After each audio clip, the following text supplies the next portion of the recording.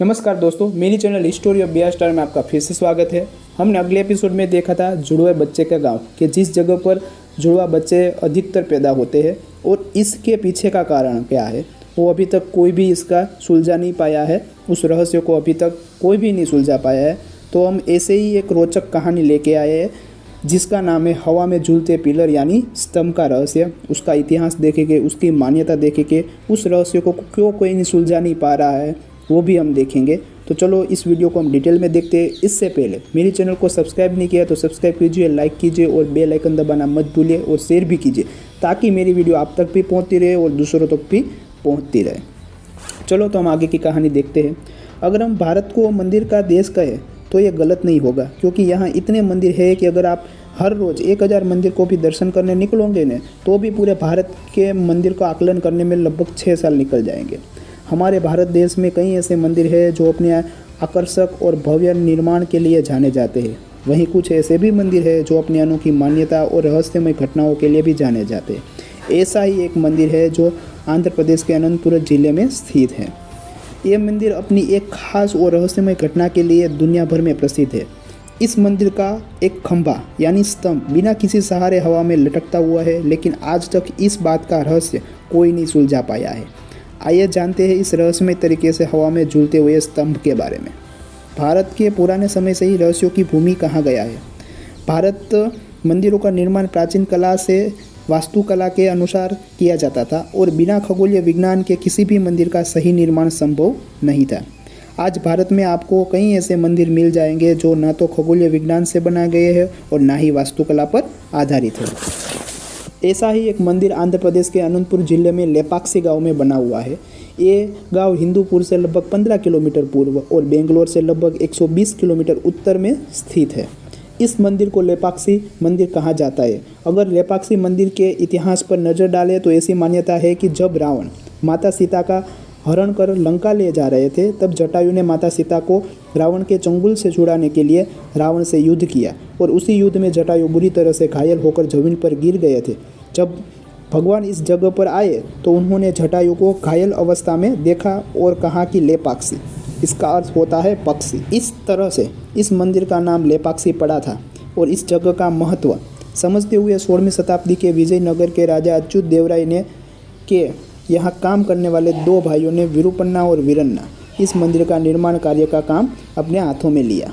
मुख्य मंदिर के बिल्कुल सामने एक नाट्य मंदिर है जहाँ कुल 70 स्तंभ है और जो आप इस फोटो में देख रहे हो इन्हीं स्तंभ पर पूरे मंदिर का भार है। और इस नाट्य मंदिर के उत्तर पूर्व के कोने में एक रहस्यमय स्तंभ है जिसकी हम बात कर रहे हैं।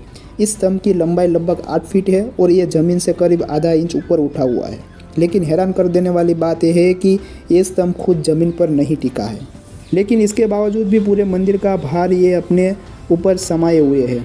इस रहस्यमय गुत्थी को सुलझाने के लिए अंग्रेज़ों ने एक इंजीनियर सर हैमिल्टन को भेजा। सर हैमिल्टन ने जैसे ही स्तंभ के नीचे लोहे की एक छड़ डालकर इसे खींचने की कोशिश की तो बाकी के स्तंभ ने भी इसकी जगह छोड़ दी। ये देखकर अंग्रेज हैमिल्टन ने खतरे का आभास हो गया और उन्होंने तुरंत ये जगह छोड़ दी। तब से स्तंभ ऐसे ही हवा में लटकता हुआ है और आज तक कोई भी इस रहस्य को सुलझा नहीं पाया है। लेपाक्षी मंदिर के आंगन में एक कल्याण मंडप है जिसका निर्माण अधूरा रह गया था। इस मंडप के पीछे भी एक रोचक कहानी है। चलिए तो आगे देखते हैं कि ये कहानी क्या है। ऐसी मान्यता है कि विजयनगर के कुछ मंत्रियों ने राजा अच्युत देवराय है उससे शिकायत कर दी कि विरूपन्ना लेपाक्षी मंदिर के निर्माण में राज खजाने का अवैध रूप से इस्तेमाल कर रहा है। इसके बाद राजा ने आदेश दिया कि विरूपन्ना की दोनों आंखें निकाल ली जाए।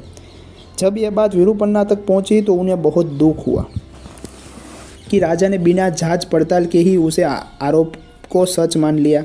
उसके बाद विरूपन्ना ने खुद से ही अपनी दोनों आंखें निकाल दी और मंदिर की दीवार पर दे मारी। उनके रक्त के निशान आज भी मंदिर के दीवार पर छपे हुए हैं। विजय वास्तुकला के विशिष्ट शैली में यह मंदिर जिसमें देवी देवता, नृत्यकार, संगीतकार और कई उत्कृष्ट मूर्तियाँ और महाभारत, रामायण तथा साथ ही महाकाव्य की कहानियाँ दर्शाई गई है। इस मंदिर की छत पर भगवान शिव द्वारा बनाए गए उग्र देवता वीरभद्र का 24 फीट से 14 फीट का भित्ति चित्र भी शामिल है।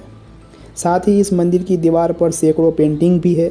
मंदिर के बिल्कुल सामने एक नंदी यानी गाय की बड़ी मूर्ति है जो पत्थर के खंड से बनाई गई है और ये नंदी दुनिया में सबसे बड़ी आकार का नंदी है और ये मंदिर अपनी अमृत आकृतियों में से काफ़ी प्रसिद्ध है। इसमें कुल 70 स्तंभ है, जिसमें एक स्तंभ ऐसा है कि ये ज़मीन से कोई जुड़ाव नहीं है। ये स्तंभ पूरी तरह से हवा में लटका हुआ है। इसी रहस्य के स्तंभ के कारण लोग इस मंदिर में दर्शन करने के लिए आते हैं और लोग की ऐसी मान्यता है कि मंदिर के इस स्तंभ के नीचे से कुछ चीज़ें निकाल लेने से घर परिवार में सुख समृद्धि आती है। इसी मान्यता के कारण हजारों की भीड़ में लोग इस स्तंभ के नीचे से लोग कपड़ा निकालते हैं। ये स्तंभ क्यों हवा में लटका हुआ है और इसके पीछे का कारण क्या है, इस रहस्य को आज तक कोई सुलझा नहीं पाया है। तो मैं मेरा वीडियो यहीं समाप्त करता हूँ और आगे एक ऐसी ही रोचक कहानी हम लेकर आएंगे। तो दोस्तों, मेरा ये वीडियो अच्छा लगा हो तो मेरे चैनल को लाइक कीजिए, सब्सक्राइब कीजिए और बेल आइकन दबाना मत भूलिए, ताकि मेरी वीडियो आप तक पहुंचती रहे और दूसरों तक भी पहुंचती रही है। प्लीज़ प्लीज़ प्लीज़ सब्सक्राइब कीजिए। नमस्कार।